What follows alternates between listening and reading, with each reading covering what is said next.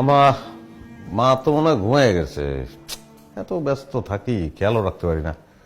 অবশ্য আপনারা তো আছেন এই খেয়াল রাখার জন্য। বাবা, তোমার মা তো ঘুমায়, আমরা তো আর ঘুমাইতে পারি না। কেন আম্মা, আপনাদের শরীর খারাপ? শরীর খারাপ না, তুমি তো জানোই দুপুরে ভাত খাওয়ার পরে আমার ভাত ঘুমের অভ্যাস আছে। জি। আর তোমার মা ভাত খাইয়া পান ছেঁচতে বসে, আওয়াজটা খুব কানে আসে, ঘুম আসে না। ও না, সমস্যা নাই, মা তো আলাদা রুমেই ঘুমায়। আচ্ছা, মারে বলবো মানে যে পান তুমি তোমার রুমে বসে ছিচ্ছ। মা তো গ্রামেই থাকছে সবসময়, গ্রামের মানুষ না, একটু ম্যানেজ করে নিন। শোনো বাবা, একটা কথা বলি, তুমি কিছু মনে করো না। তুমি না বলছিলা যে আমাদেরকে একটা ফ্ল্যাট দিবা, তুমি ফ্ল্যাট দিয়ে আমাদেরকে ওই ফ্ল্যাটে তুলে দাও, আর তুমি তোমার মা নিয়ে থাকো।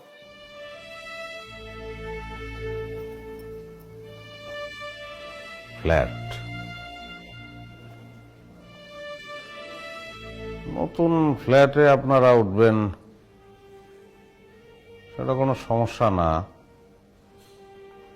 কিন্তু আমার মা আসছে সেই কারণে উঠবেন?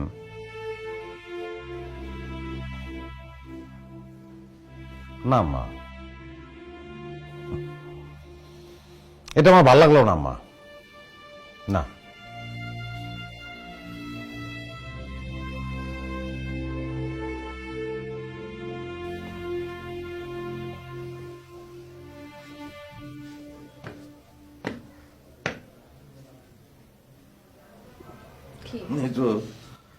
আমার ধারণা তোমার ফ্যামিলির এবং তোমার স্মৃতিশক্তি খুব খারাপ।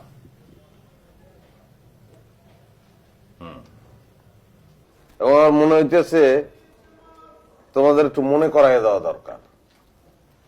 আমি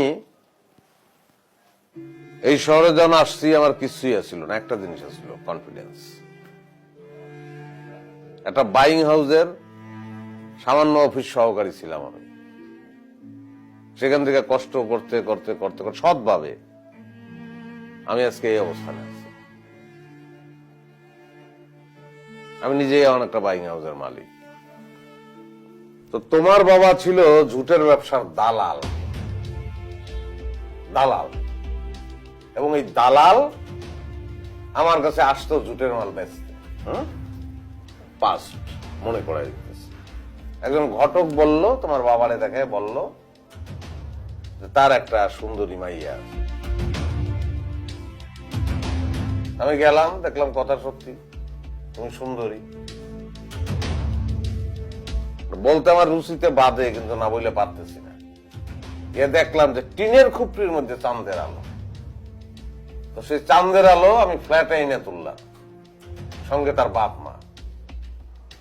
এখন আমার মার পান চাচার শব্দে তোমার মার ঘুম ভেঙে যায়।